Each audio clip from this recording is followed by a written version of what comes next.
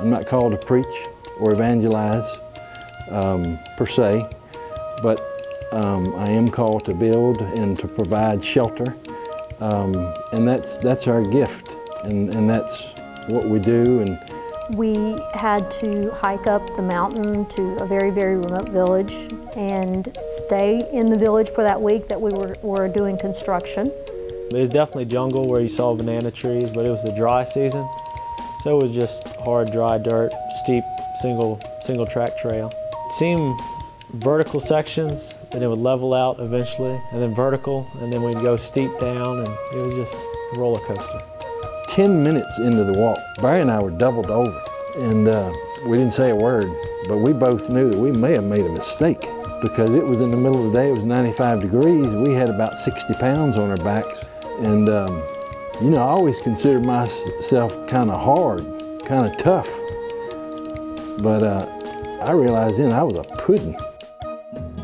The partnership with Panama includes a partnership with the Nove Bugle Comarca, the indigenous folks who live there, and they wanted to have the more permanent structure. And I describe it as a picnic type shelter for most people in Virginia. They understand what that looks like. It's got the cement floor, it's got the pillars and the roof. And that's what they use for their churches there because of the weather. We wanted for absolutely nothing, not a grain of sand, not a nut, not a bolt, nothing. We had more than enough. They carried everything in there on their back, a bag at a time. Men, women, and youngsters bringing bags of gravel and sand. 94-pound bags of cement, 16-foot pieces of corrugated metal. Even a generator, you know, it's something to look up the path and see two men carrying a 12 or 14-foot pole with a generator swinging in the middle of it, and they've brought that thing all the way across the mountains from where we just came from. And what it told us was that they were that committed to having their church right there, that they were willing to abandon everything that they were doing before that and make the preparations. That made a huge impact on us. There was nothing that could have happened that would have kept us from getting that church built. To work for a group of people that wanted something so bad was so easy to do. Being able to work beside them during the day, hot, you know, sweating, all of that, eat with them, and then worship with them.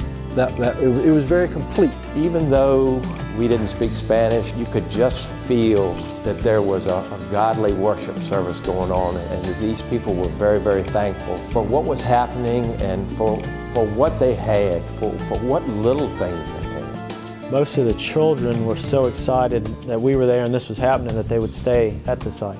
They laid some sacks out and they laid down, put a blanket over them. That's all they needed. That's where they slept. And from what we know, some ladies slept near the kitchen and kept the fire going all night. I would say the one thing that probably in this project made it the most special was seeing everyone come together, to see the Nove people, to see the Panamanians, and to see the Virginians all working together on the site, all eating together, all sleeping on the same site, camped around the church building that we were building. And just the sense of community and spirit of all working together to accomplish God's purposes in that place during that week. We have those differences. We have the differences of skin complexion. We have the differences of language, but we serve the same Lord, and that was just, I mean, just that harmony among all of those people from all of those walks of lives that had come to that one place for that one purpose. It was good stuff.